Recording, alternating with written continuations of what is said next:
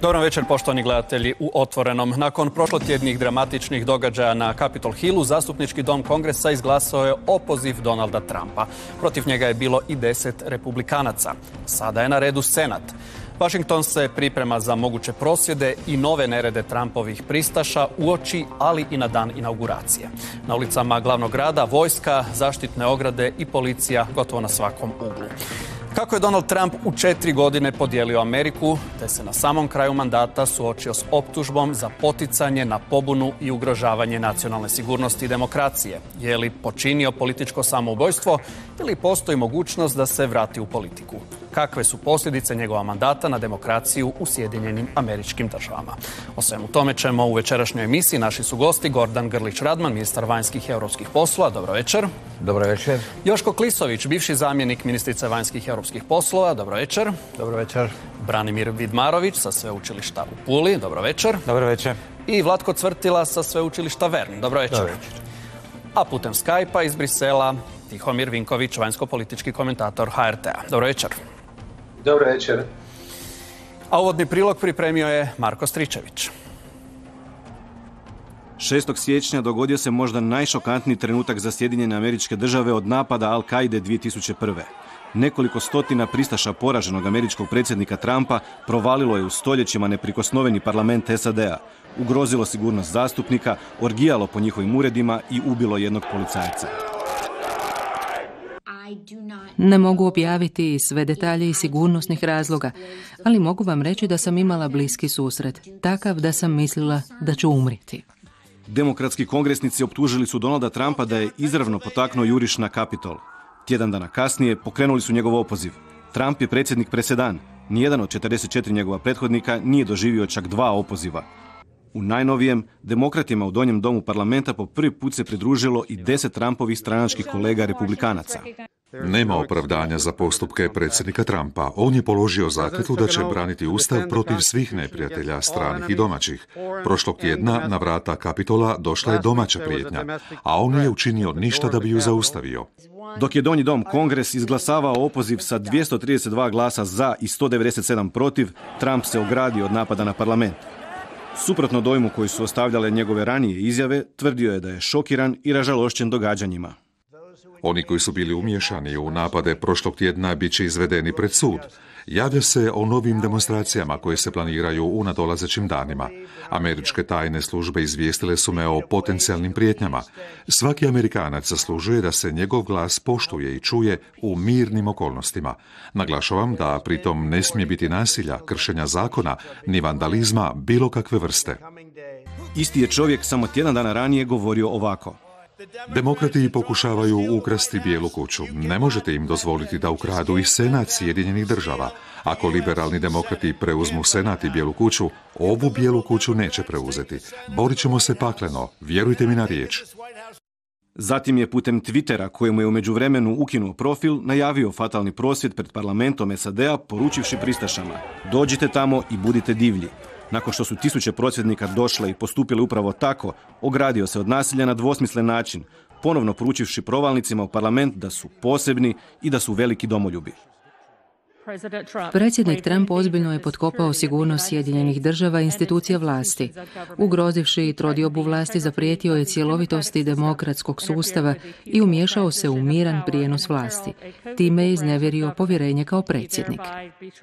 Trump uporno ponavlja da su izbori za predsjednika bili prevara, no sudovi nisu prihvatili ni jedan značajniji dokaz. Za razliku od autokratskih sustava, američka demokracija temelji se na neovisnom pravosuđu koje ne kontrolira jedna stranka. U takvom sustavu Trumpov pravni tim podnio je 62 tužbe sudovima na saveznoj i lokalnoj razini i izgubio sve osim jedne u kojoj je sud naložio ispravljanje lokalnih izbornih nepravilnosti. Vjerujem da mu savjetnici nisu dobro služili. Rudy Giuliani 2 puta je dolazio u ovu zgradu. Oba puta iznio je neistinita svjedočenja koja su bila totalno razotkrivena. Još uvijek se istražuje kako je uglavnom nenaoružana rulja probila zaštitu i upala u jedan od najštićenijih objekata u SAD-u. Zbog sumnji u pomagače iznutra, neki govore o tihom pokušaju državnog udara. Znamo da se vodi istraga protiv 15 do 20 pripadnika kapitolske policije za razne stvari. Pokušavamo saznati što se zapravo događa. Inauguraciju novog predsjednika Joea Bidena 20. siječnja štitit će oko 10.000 vojnika nacionalne garde raspoređenih po glavnom gradu SAD-a.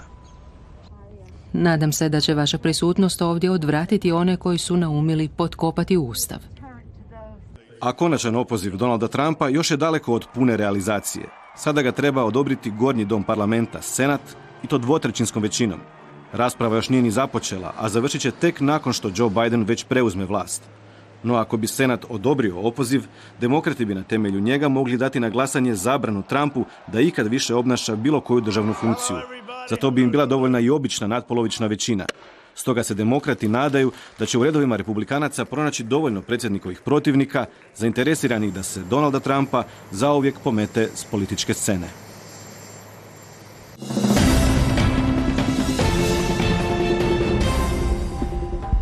A na našoj stranici na Facebooku HRT Otvoreno večeras vas pitamo kakav razvoj događaja očekujete uoči inauguracije Joea Bidena. Neke od vaših komentara, kao i uvijek, pročitat ćemo pri kraju emisije.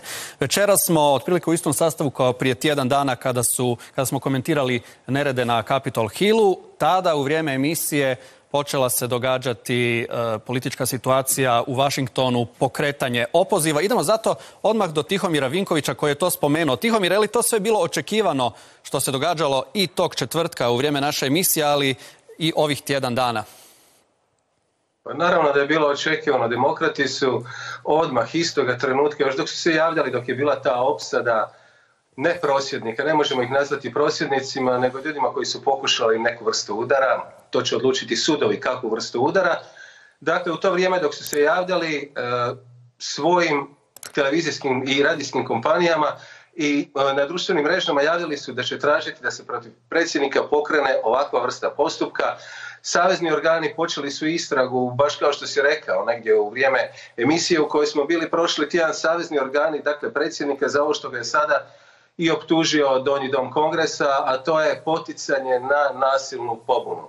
Sad, ako prevedete to poticanje na nasilnu pobunu, zna se do čega se dolazi. I nije samo stvar u tome hoće li on moći obavljati u budućnosti nekakve funkcije, nego je pitanje hoće li Savezni sud, spomenuo sam da su krenuli u istragu, hoće li Savezni sud krenuti u podizanje optužnice protiv njega. A da se o tome već govori, čuli smo od dva vrlo visoka, bivša naravno, dužnosnika FBI-a, Jamesa Comeyja, čovjeka kojega je Trump smijenio na jedan vrlo neugodan način, i njegovog zamjenika, a potom i privremenog upravitelja McBride-a, koji su potpuno različito iznijeli mišljenje tijekom dana o tome što se treba događati sa Trumpom. Dok McBride tvrdi da Trumpa treba procesuirati na saveznim sudovima, u isto vrijeme James Comey, dakle čovjek koji je na vrlo sramotan način otpušten iz FBI-a, je rekao da bi trebalo prije svega razmisliti o tome da novi predsjednik Joe Biden istoga trenutka kada se čuje, pomisli da je podignuta optužnica protiv Trumpa, da ga pomiluje, jer to je jedini način ne samo da se smiri stanje u naciji, da se krene u nekakvu unutarnju pomirbu, nego i da se ne kopa dalje, a čuli smo gdje bi dalje sve moglo završiti, tko je sve mogao biti umiješan u to. A sam Trump, ako ćemo realni biti, po nekim snimkama koje ne objavljuju mreže, rekao je prosvjednicima idite, budite divlji, i rekao je radite to miroljubivo, peacefully, mirno, i budite domoljubni. E sad, zašto se taj dio ne emitira, to je opet pitanje medija i njihove objektivnosti. Da. Gospodine Vidmaroviću, Senat prema zadnjim informacijama sastaje se u utorak. Što se može postići dan prije inauguracije? Pa dan prije inauguracije je teško da se išta može postići osim određenog signala. I početak suđenja. Početak suđenja, ali znate da je svaki proces senatskog suđenja, to je zasebni proces, to je nešto uvijek što se slaže nanovo, treba sudac stati na čelo senata, treba se raspraviti i obično kako to bivaju svjedoci. Ukoliko senat zatraži svjedoke, to je proces koji može potrajati, znamo iz povijesti, i do nekoliko tjedana. Očito je naravno sada ovo u zadnji čas za demokrate prilika da pošalju signal, kako tvrde sami demokrati, oni bi htjeli poslati signal u budućnost djeci i unucima da ovakvo nešto neće proći nekažnjivo i da se treba stvoriti presedan, čak i nakon što Donald Trump prestane biti predsjednik, da se taj stvori presedan, da ga se osudi, kako bi se odvratile bilo kakve situacije u budućnosti. E sada, to je naravno velika politička igra, jer imamo i republikance Ovaj impeachment po meni apsolutno ne pomaže pomirbi i ukoliko bude izglasan, to neće zaliječiti rane američkog društva, nego ih produbiti. Velika je tu politička igra, 75 milijuna ljudi je glasovalo za Trumpa. Šačica njihova ekstremista.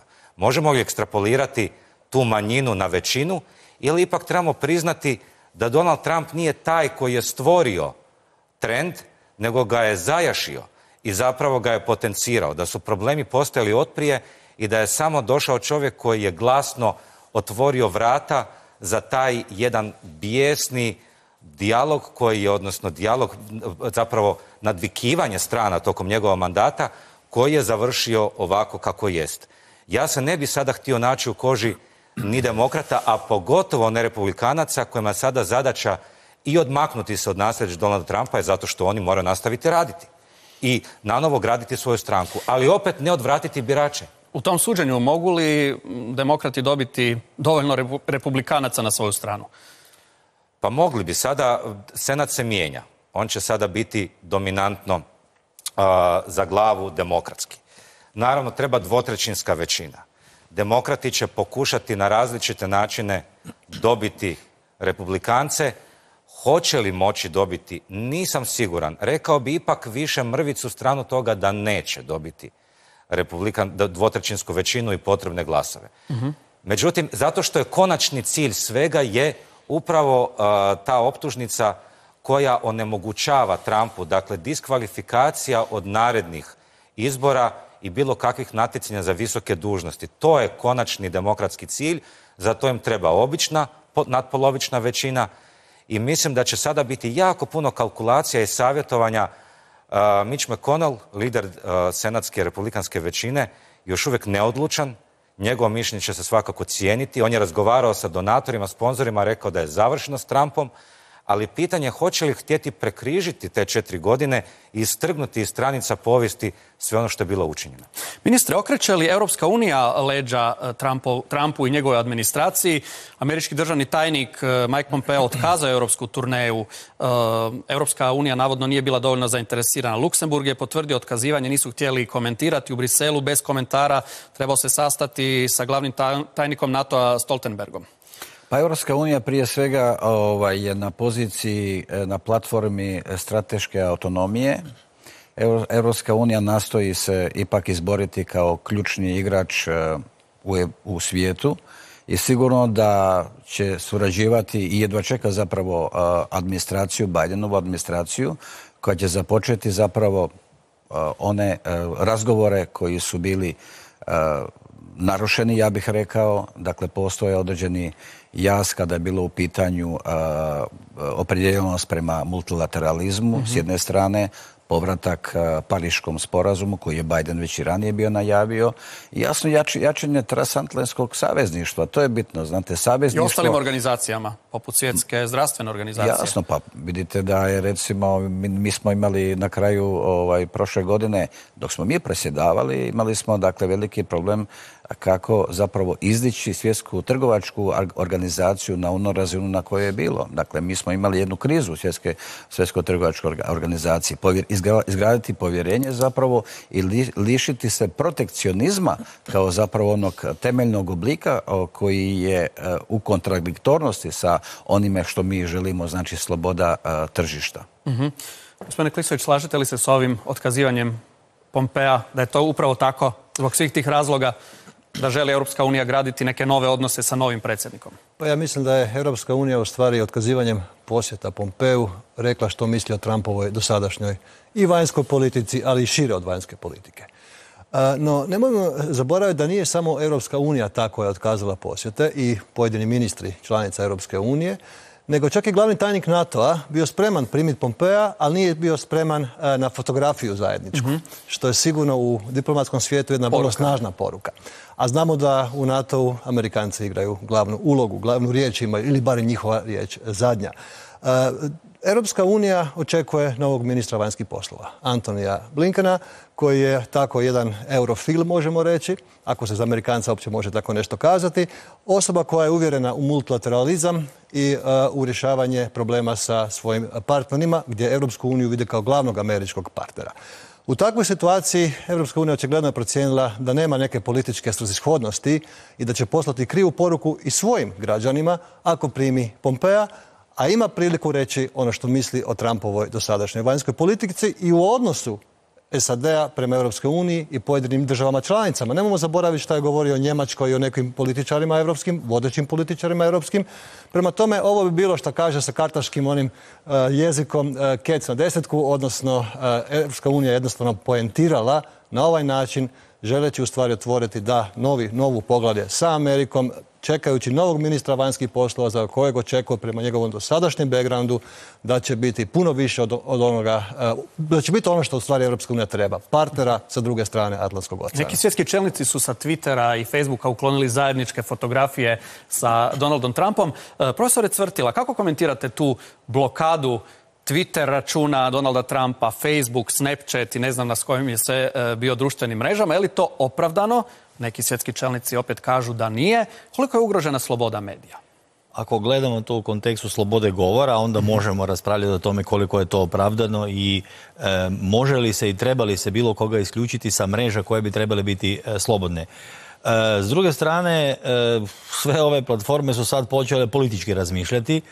Dok je Trump i njegova ekipa, dok su nosili puno lajkova i puno šeranja, bez obzira što je i tada bilo puno lažnih vijesti i komentara i dvojbenih komentara, nisu ga micali, ali sad evo u jednoj, ja bih rekao, situaciji gdje su svi protiv Trumpa, svi su se rotili protiv njega, dijelom, naravno, velikim dijelom i opravdano, i te mreže su se pojavile kao oni koji su u stvari presudili. To je možda bilo i očekivano, recimo to tako, od dobrog dijela javnosti, ali dugoročno gledajući to zapravo ograničava djelovanje Trumpa, političko djelovanje u budućnosti, jer on neće sigurno naći neku zamjensku mrežu koja će imati takav doseg kao što imaju te mreže.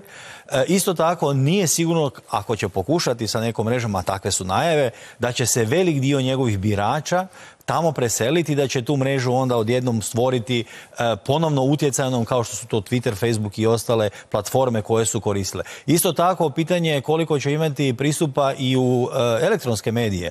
Jer televizije koje su ga prije podržavale... Njegov Fox mu je već u izbornoj noći. U izbornoj noći, dakle, prije nekoliko mjeseci okrenuo leđa. Dakle, pitanje je koliko će on uopće u tom smislu političkog djelovanja imati prostora. On je jako dobro iskoristio mreže, jako dobro iskoristio tu novu tehnologiju, na mnoge načine je promijenio i komunikaciju na tim mrežama. Sad naravno svega toga više neće biti i problem je gdje će se on smjestiti i na koji način će slati svoje poruke. Da. Jučer se već snašao, onu video poruku je objavio preko Twitter računa Bijele kuće. Da, ali od 20. toga više neće biti. Da, morat će nešto novo izmisliti. Tihomire, dakle, jučer je osudio nasilje, zanimljivo, dakle, obratio se preko Twitter računa Bijele kuće, ali o opozivu ni riječ. Pa dobro, sad mi ne znamo kakvu on uopće ima taktiku niti strategiju, ovo što nagađaju mediji. Znate, kad se pojavi ono iz izvora Bijele kuće i onda mediji koji su zaista u sukobu s Trumpom, ne samo 4, nego 4,5 godine od onoga trenutka kada je on trebao postati republikanski kandidat za predsjednika, sada odjednom imaju jako dobre izvore u Bijeloj kući. A što se tiče društvenih mreža, ovdje u Europi, oni koji strateški razmišljaju, već pokazuju određenu zabrinutost. Nisu to samo poruke Angele Merkel ili Macrona o tome da nije baš nekako opravdano oduzimati predsjedniku Sjedinjenih Država pristup društvenim mrežama, nego se razmišlja na način, ako mogu to njemu napraviti, što mogu drugima. Već smo vidjeli što rade te društvene mreže, takozvano otkazivanje ljudi. S druge strane, vidimo tko su bili glavni financijski podupiratelji Bidenove kampanje. S jedne strane, to su bili upravo ti čudovišno veliki informatički divovi koji su izgubili, čak evo Facebook je izgubio proces na Europskom sudu, a o tome se jako malo govori, jer Facebook je rekao da taj Europski sud nije nadležan za njegovo ponašanje u Europi, što je zaista smiješno. S druge strane imamo financijski sektor, dakle u vrijeme kada se cijeli svijet, Europa za tisuće milijardi zadužuje se u isto vrijeme Sjedinjene Države i svi drugi financijski sektor, kod kojeg se svi oni zadužuju, također je podupirao Joea Bidena. I onda oni koji strateški razmišljaju, ne samo u Briselu, nego i u drugim dijelovima Europske unije, misle gdje je tome kraj. Dakle, to su oni koji možda preuzimaju stvarnu vlast.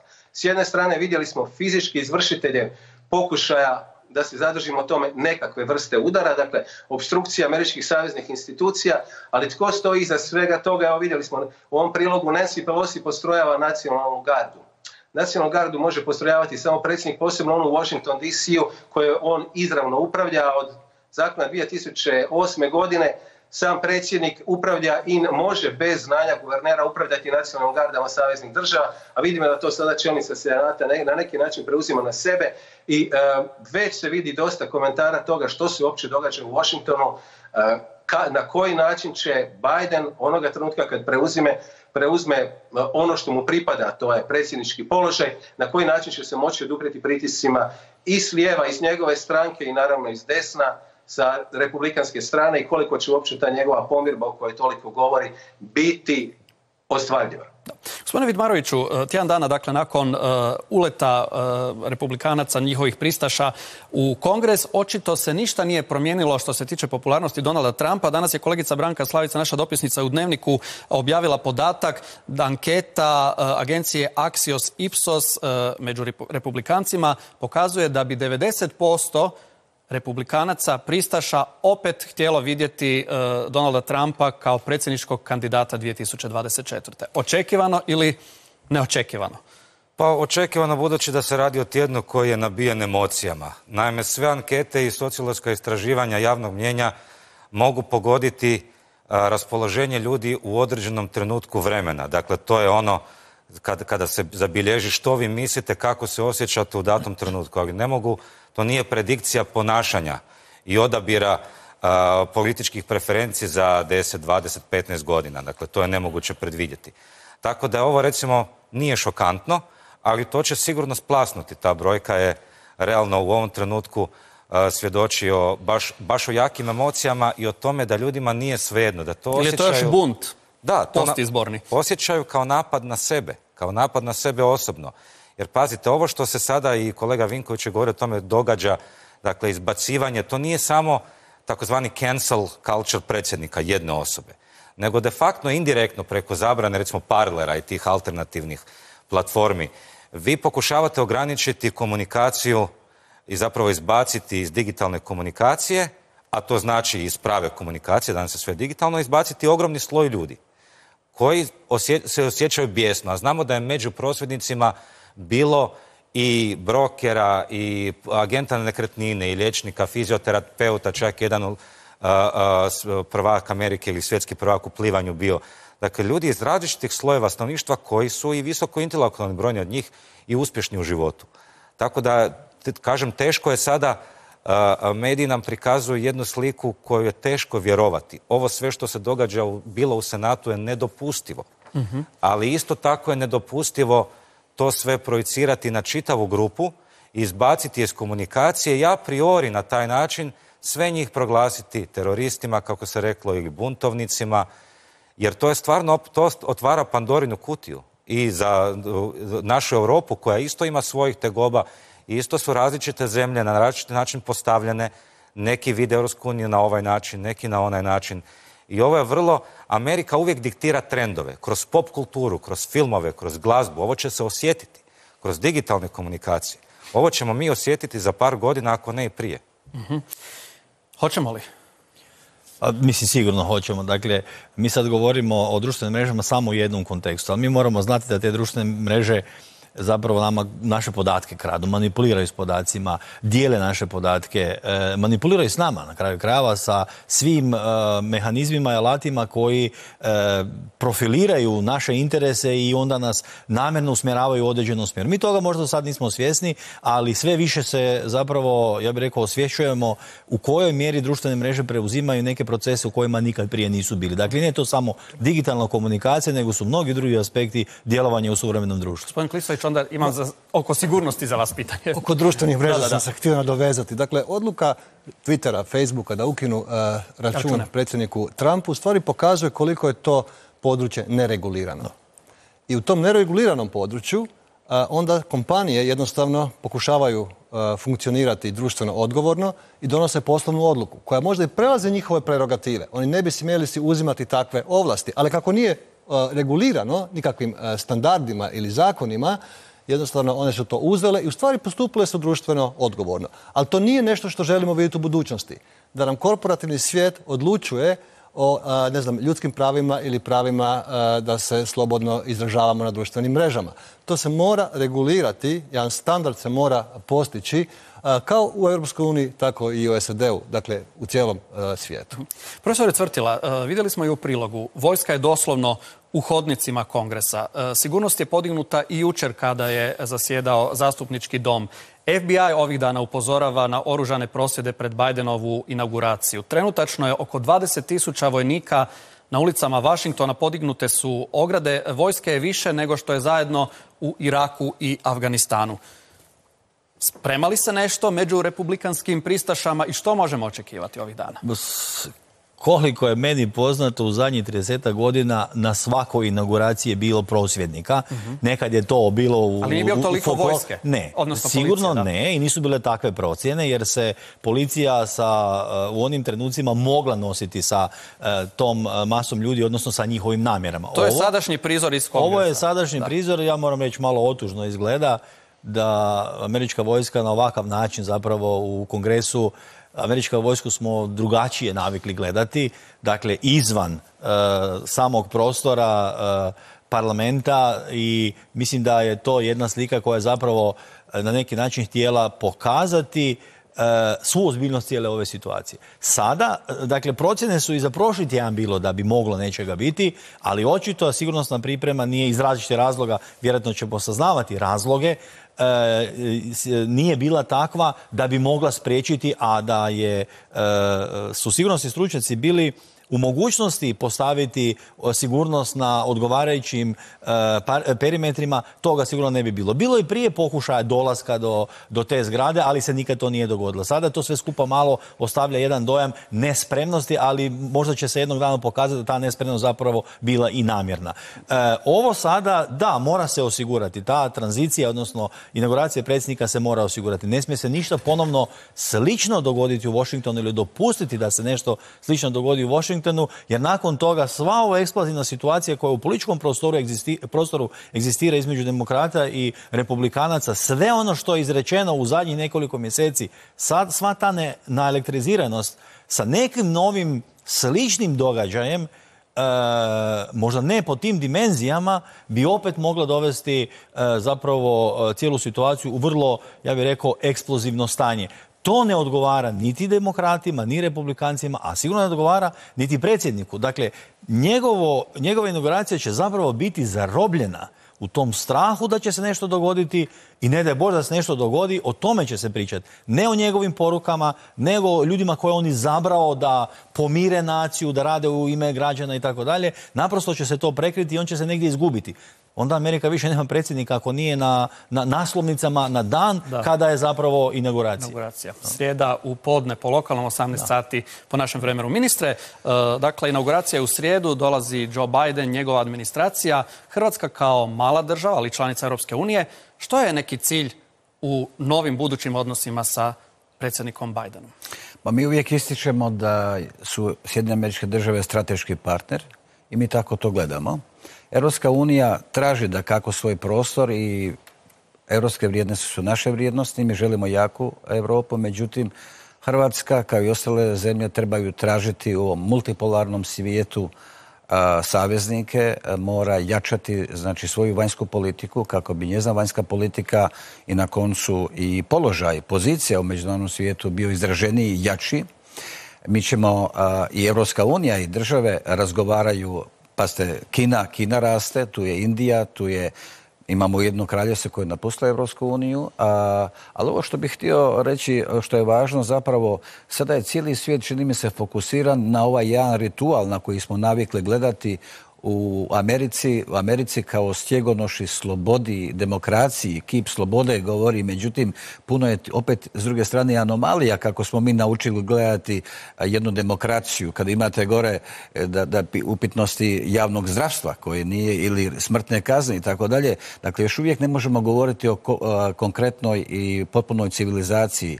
Ali ono što je bitno, što olakšava ovu cijelu svijet, to su zapravo koronavirus. Evo imamo 4000 da je utorak zabilježeno puno umrlih. Dakle, inauguracija se ove godine će se provoditi kroz stroge epidemiološke mjere. Znači, gdje svatko tko dolazi na inauguraciju, kao prvo, dakle, ona će biti restriktivna, mora još imati i test na COVID.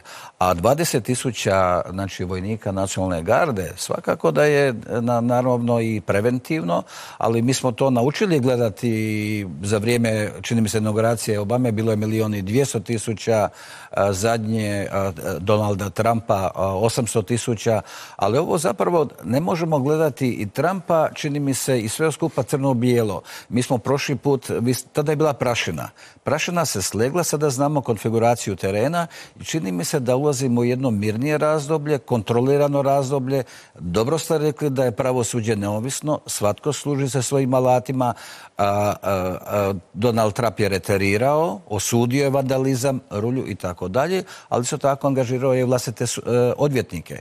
Možda je pitanje društvenih mreža ima svojevrsni oblik i kontroverziji, ali prvi amandman govori o slobodi govora, a ovdje govorimo i o privatnim tvrtkama. Prema tome, vi kad se isto želite instalirati, vi morate se registrirati. Prema tome, to može neko vrijeme trajati, ali sigurno vi ne možete nikome onemogućiti dostupnost. Znači, sloboda govora mora postojati. S druge strane, pitanje je obavještajne zajednice. Znate da je i ulaženje zapravo u prostor sloboda. Kada je bio uhvaćen Trump, kada je pitao koliko glasova, gdje su glasovi u Georgiji i tako dalje. Znači, tu ima puno tih nekih aspekata o kojima se može i šire raspravljati. Tihomire, što smo u ovih tjedan dana od upada u Kongres saznali o njegovim pristašama? Pokret QAnon, Q šaman je uhićen, neki su već i osuđeni. Je li to prava slika njegovih pristaša? Ma ne, to je fenomenalno za medije ovako isticati nekakve živopisne likove i onda o njima govoriti. Tu je bilo jako puno drugih ljudi, jako puno drugih ljudi ga podupiru ga ljudi iz poslovne zajednice, posebno one poslovne zajednice koji zaista nešto radi, odnosno nešto proizvode, za razliku od ovog financijskog sektora koji je konstantno protiv njega, a čime se bavi financijski sektor svi znamo. Stvaranjem virtualnog novca, živimo u virtualnom svijetu, ali oni koji stvarno proizvode, koji stvarno brinu za svoje zaposlenike, koji brinu za to da njihov proizvod dođe na tržište, ti ljudi, veliki dio njih je bio na strani Trumpa. Mnogi su uspoređivali, gledajući određenu konfiguraciju tih ljudi, mnogi su uspoređivali da sada je napadnut Capitol i to je zastrašujuće. Međutim, kada su napadane savezne zgrade u nekim drugim državama tijekom prosvjeda onih protivnika Trumpa, nitko se nije zbog toga uzbuđivao. Tako da, zaista, ovo su živopisni likovi koje mediji jako vole. Gledajući američke medije, a to su oni mediji koji 24 sata emitiraju vijesti, a ja to ovako pokušavam pratiti koliko god stignem i kad stignem, oni su 4,5 godine bili protiv Trumpa, oni su pokušali spriječiti da ga se izabere za republikanskog kandidata. Poslije toga kada je pobijedio na izborima, pokušali su spriječiti upravo ovo što se sada govori. Pokušali su spriječiti mediji nabrijavanjem atmosfere da se u Kongresu spriječi njegov izbor, pa tako čujemo sada da je kongresnu istragu, u stvari kongresni dio, vodio jedan zastupnik iz Marylanda koji je bio čovjek koji se protivio verifikaciji elektorskih glasova prije 4 godine, odnosno pokušao se, a upravo Joe Biden, koji sada postaje predsjednik američkih država, je to zaustavio kada je rekao morate imati potporu i u Senatu, barem jednog zastupnika, nemate nikoga, i onda je zastupnik Raskin morao prestati s tim.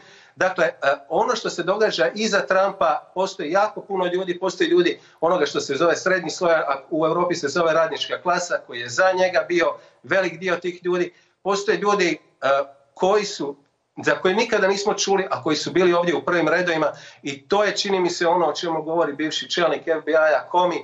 Nemojmo istraživati, doći ćemo preduboko, a onda tko zna na što ćemo naići. Gospodine Vidmaroviću, može li nakon svega trumpizam nastaviti živjeti?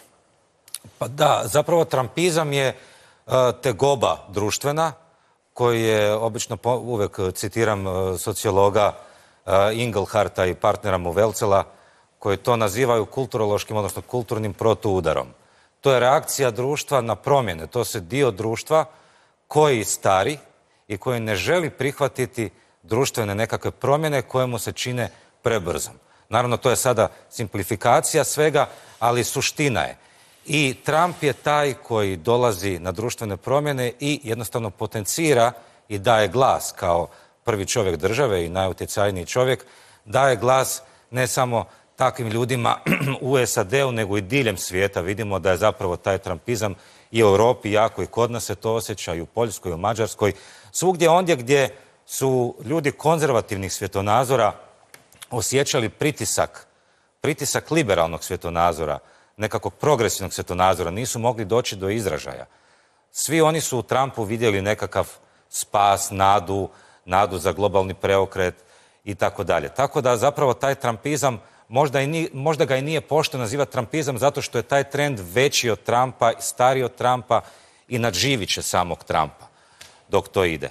Ali u svrhu odgovora na vaše pitanje, da, mislim da će trumpizam, ako ga tako nazivamo, nastaviti, on neće nikamo nestati. Ako ga ne osude, onda će ponovno biti republikanski kandidat. Bez obzira na osudu, mogu ga osuditi, ali osjećaj frustracije društva, tegobe, neusklađenost interesa istočne bogate obale, zapadne bogate obale i centra SAD-a. I onih ljudi, dakle ljudi koji ne idu u crkvu i ljudi koji idu u crkvu. Taj sada konflikt neće nikamo nestati. On će se razvijati i velika je odgovornost na predsjedniku Bidenu da pokuša to smiriti kroz inkluzivnost, a ne isključivanje iz medija i digitalnog prostora ljudi koji se ne slažu s njime. U kakvom stanju onda Trump, gospodine Klisoviću, ostavlja zemlju? Pa, po mom mišljenju, nezadovoljavajućem. I to su jasno rekli birači na izborima. Bez obzira na gospodarski rast koji je postigao u vrijeme mandata, ovo je nekako zapečatilo njegovu Kad ga usporedite sa gospodarskim rastom koji su imali i drugi predsjednici, recimo Obama prije njega, nije to nešto puno više. To je samo bolji možda marketing ili pojedine skupine su bolje prošle.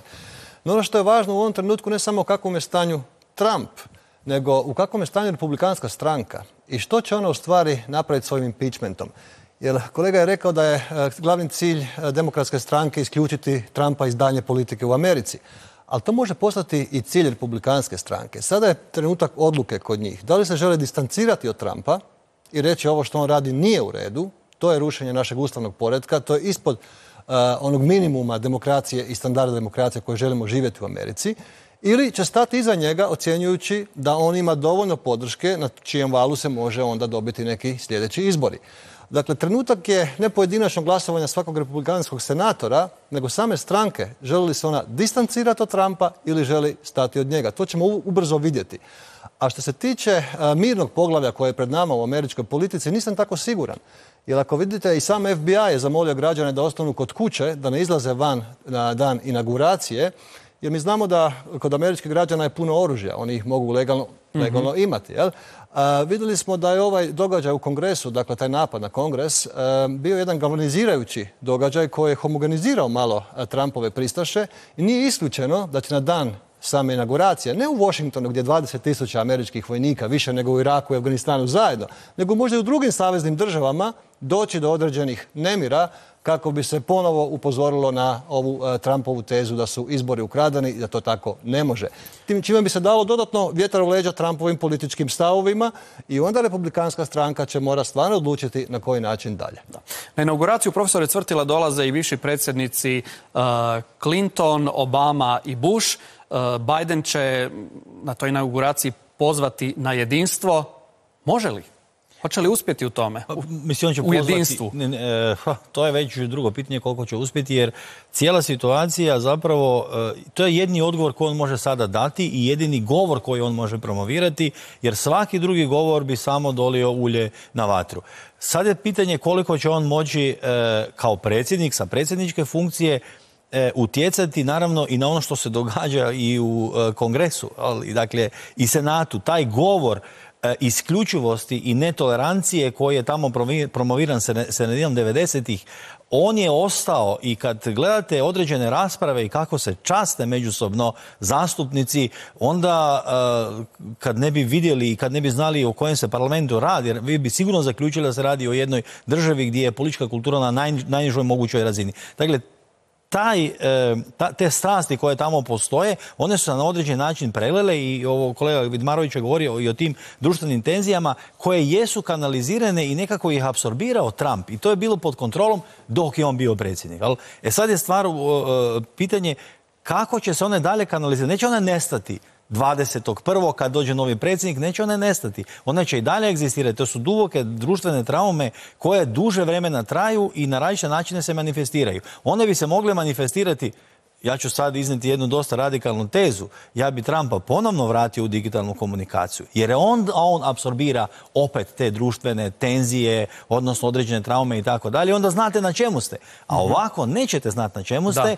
Formirat će se možda neke skupine koje će se potpuno odmetnuti u smislu nepoštivanja poretka, možda stvaranja i određenih nasilnih događaja koji će onda dodatno traumatizirati američko društvo. Ali moram reći da američka demokracija, bez obzira koliko nam sad baš ne izgleda u potpunosti stabilna i dosta je fragilna u ovom trenutku, barem kako je mediji prikazuju, ipak ima dosta, ja bih rekao, sposobnosti da se oporavi. A to se može samo tako da republikanska i demokratska stranka, odnosno odgovorni republikanci i odgovorni demokrati uz predsjednika Bidena u sljedećih 4 godine ozbiljno rade na saniranju posljedica. Kakav razvoj događaja očekujete uoči inauguracije Joea Bidena? To smo vas pitali na našoj stranici na Facebooku, HRT Otvoreno. Evo nekih od komentara. Marko Marcelo Čuljak, radikalni liberalni krugovi agresivno nameću svoje mišljenje dok se prema Trumpu ponašaju kao Staljin prema neistomišljenicima.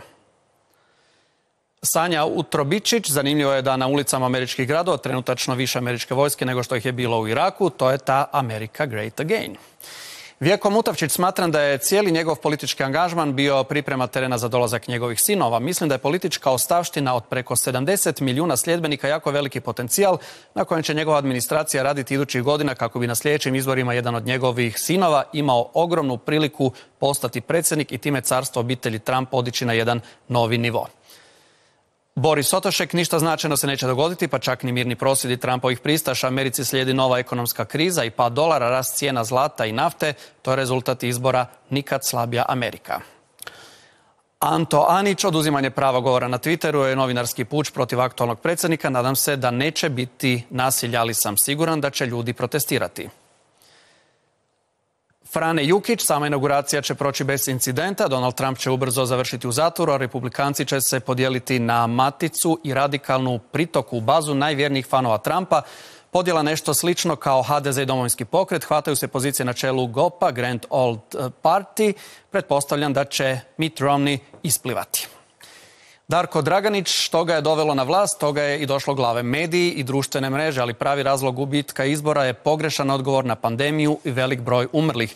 Zabio si politički autogol jer će ga se republikanci potiho riješiti. Uvijek je govorio da će Ameriku učiniti velikom i to je napravio, ali na totalno krivi način, obrisavši pod dostojanstvom vlastite države.